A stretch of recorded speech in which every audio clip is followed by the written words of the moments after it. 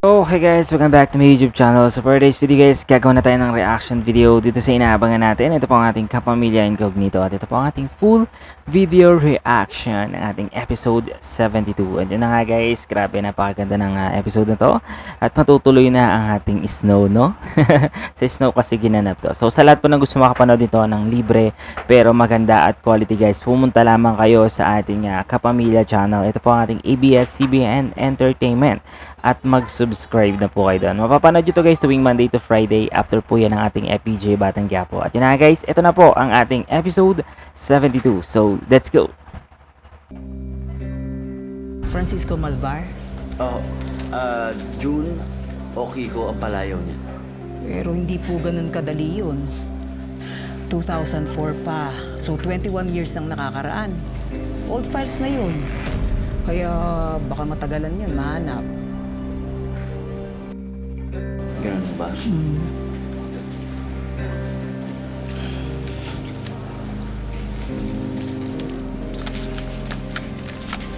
Miss Christie, baka pwede naman akong tulungan. Nakikiusap po ako.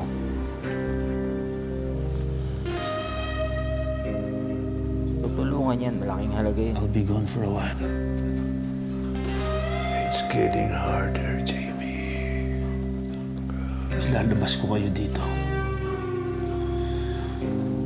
Just stay strong for me, please. Alam ko. But I don't know how much longer I can.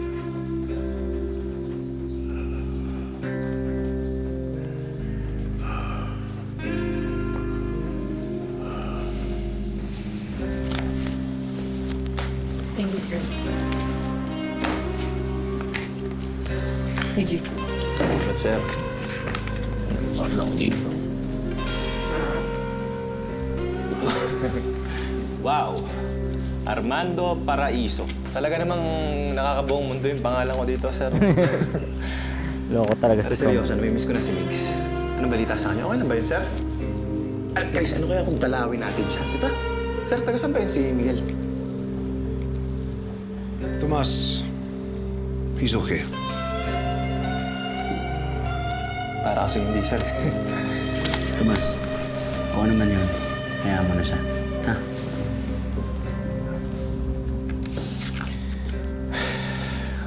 Pag-alala kasi si Tomas.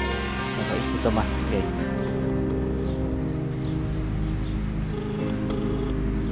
Christine, pick up. Please pick up. Buti na lang nasa labas na si Tomas.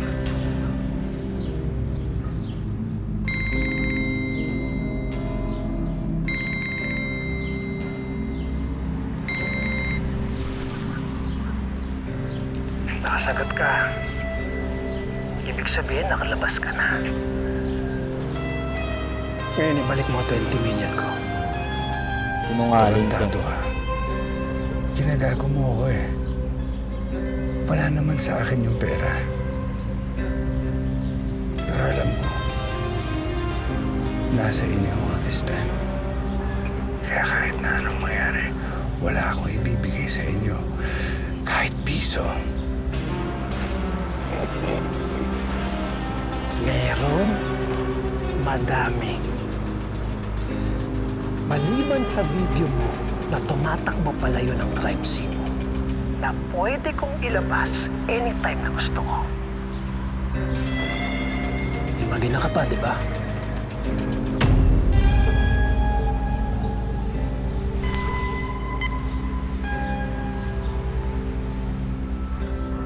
Sorry ka, magaling si Miguel.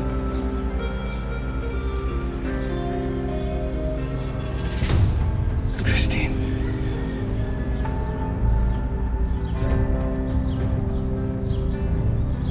Ay, ito.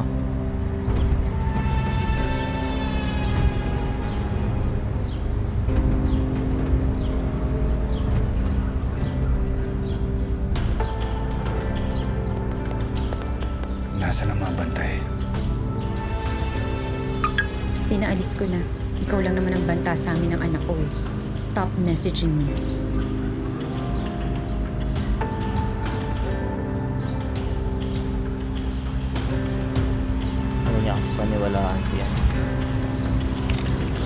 Miguel.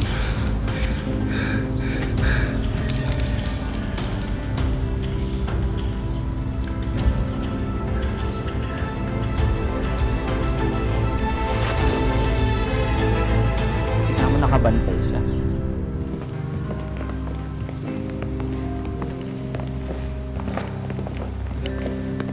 Wala ka bang makakausap para makapag-request na house arrest na lang para sa tatay mo?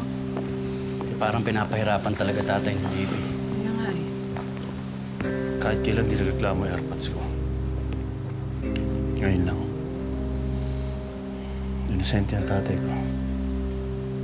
Gagawin ko lahat para may labas siya doon. Tama, JB.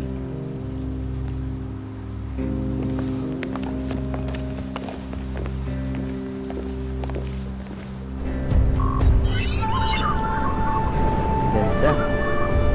Ayan na, sa snow na sila guys.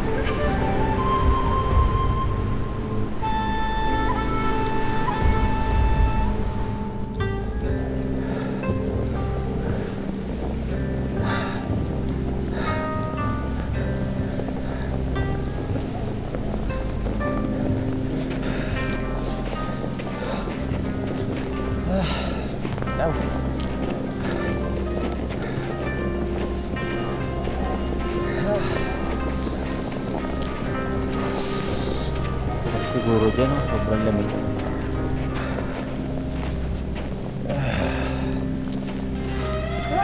Sir Greg, wala na bang nilalamig to? Parang nakakawalong ihina ako sa isang oras eh. Tsaka wala na pag ididilim to, sir. Parang dito yung na-imagine ko eh. Wala, hindi ko sa picture. Parang ma-building yun na mas maganda mailaw-ilaw. Tomas, dito sa Kaigan, lagi makulimlim dahil sa dalas ng snowstorm. Kaya ganun. Okay, Kuya Ken, got it. Pero kahit ganun, maganda pa rin eh, no? Parang wala kasi dito sa Pinas, kaya enjoy lang, di ba? Talaga to si Tomas eh, puro kalokohan eh.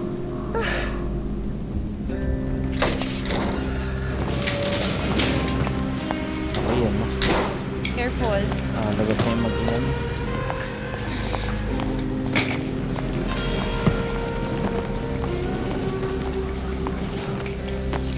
Mami, hindi na ba tayo babalik? Paano si Papa? Sige na anak, sakay na ha. Sandal ka dyan, okay? Opo. Behave. Behave ka dyan ha, okay?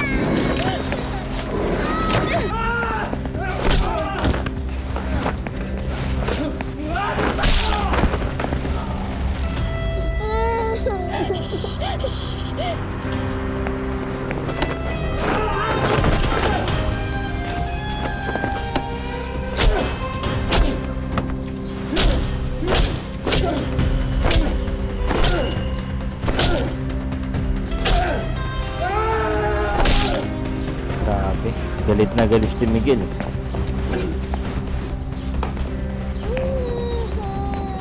Buti na lang kamo na si Miguel, no? Saan na sumasayari na si Miguel? Kailan ang nangyayari? Sino sila? Answer me right now! Can you just be shut up, Christine? Sumunod ka na na sa akin. Daddy, please! Bilisan mo!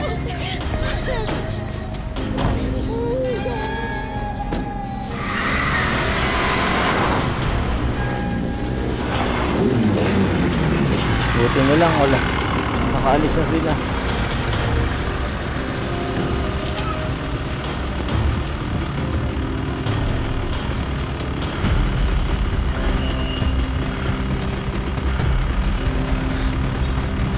Nakataka sila! Tara!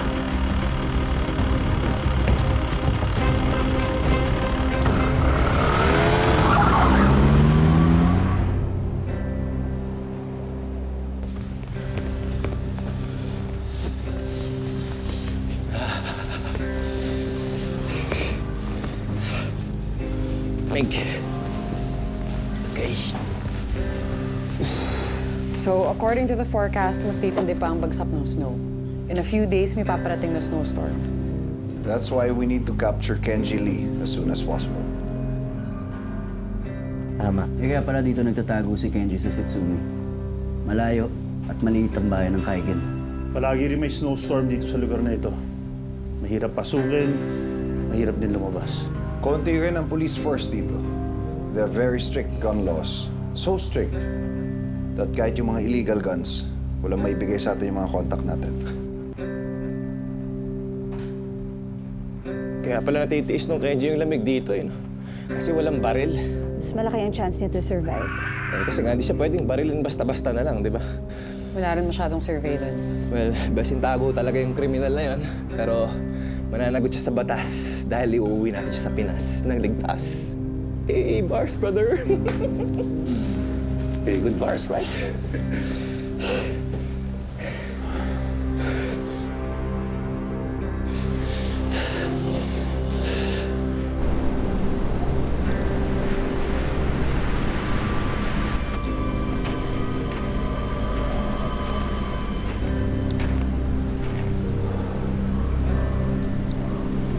Sobrang ganda din sa lugar nila, no? Sobrang ganda ng lugar, guys.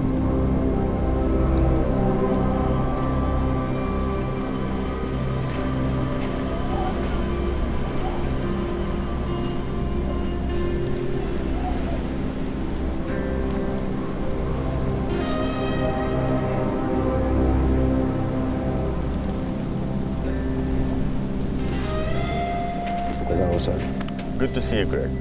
How's the ryokan I provided for you and for your team? Everything's fine. How's everything here? Cold, as always. You have all the weapons there. If you need more, I'll provide. Thank you. I already have intel regarding Kenji.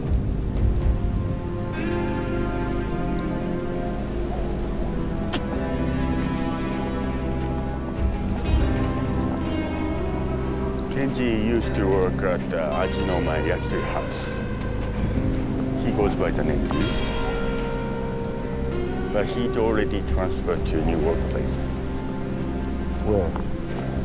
Shirogane.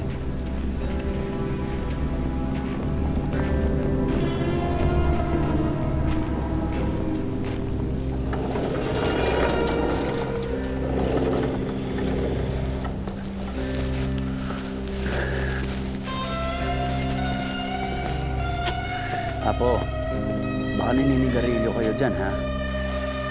Yossi! Di ba pag-birthday ko lang yun? Apo, yung obo lumilipad dito! Birthday! Nako. Gas na ho yan, ha? Ang totoo, mayroon pa akong isang stick eh. Pero... Isang pakete pa siya dito, Manong! Sailang mo yan! Apo, huwag na ho matigas ang ulo. Oo nga, promise. Alam nyo, pag nalaman ni Jun yan, naku, yari kayo doon. Oo, bahong-baho sa amoy ng Yossi. Naalala ko na noon eh, ba? Lumapit yun, yumakap sa akin. Tapos biglang tumakbo palayo.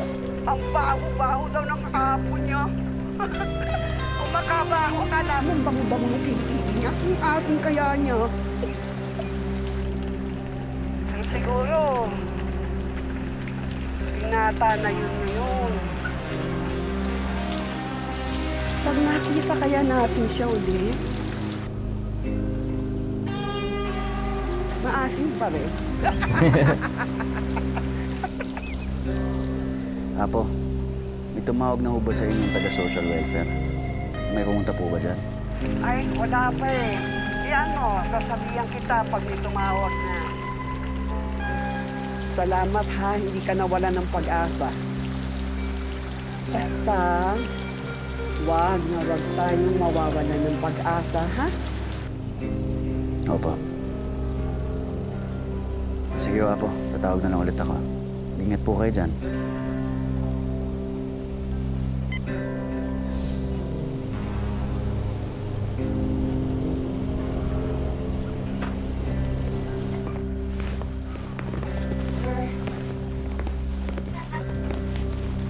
Dahil unavailable ang firearms sa atin dito, this will be our weapon of choice.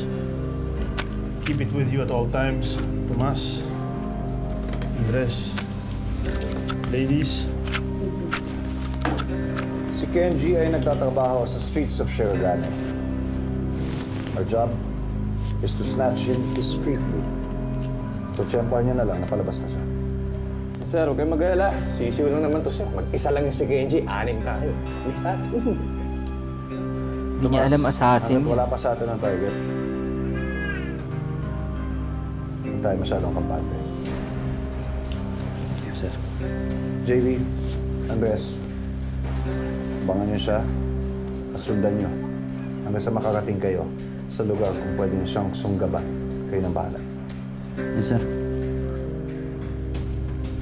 Once you have Kenji, proceed to the exit point. Kopya, sir.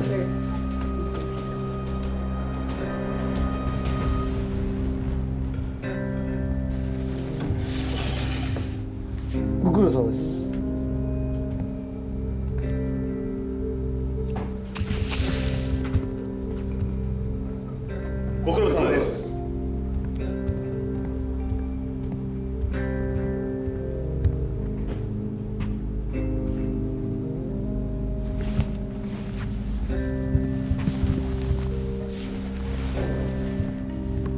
Ito yung mga assassin, no? 失礼します分かったぞ。それじゃあ何かつかめたんですか？奴はどこにいるんですか？奴は白金温泉。ターゲットを決して逃がすんじゃねえぞ。ケンジの死を無駄にするな。いいか分かったな。ケルヒル。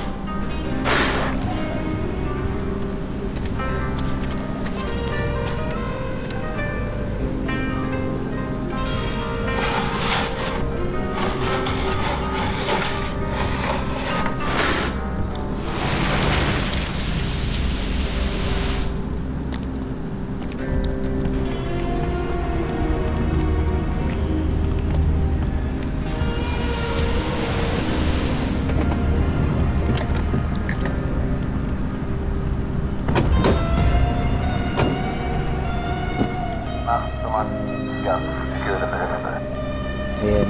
Copy. Hindi nila alam assassin yung mga kalaban nila dito, guys, no? Assassin si Kenji, di ba, guys?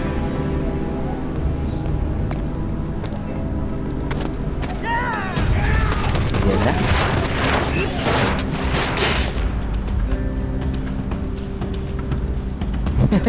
Nagulat sila eh.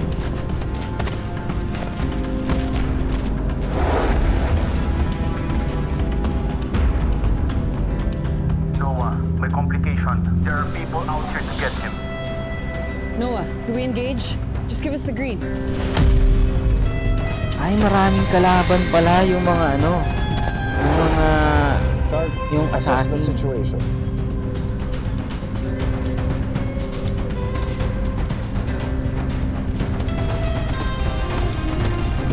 Grabe, guys. 1 versus ano, all. Parang Hindi na pwede magtagal pa sa kulungan ng tatay ko. You know how... So yun guys, hanggang dito na lang muna ating reaction video dito sa inaabangan natin. Ito po ang ating Kapamilya Incognito at ito po ang ating full video reaction ng ating episode 72. So yun guys, thank you so much sa inyo lahat. Sa lahat ng solid na suporta dyan at sa lahat po ng gusto makapanood dito ng mas malinaw at libre guys. Pumunta lamang kayo sa ating Kapamilya channel. Ito po ang ating ABS-CBN Entertainment at mag-subscribe na po kayo doon. Makapanood nyo to guys tuwing Monday to Friday. After po yan ng ating FPJ Batang Quiapo. Thank you so much again and have a nice day.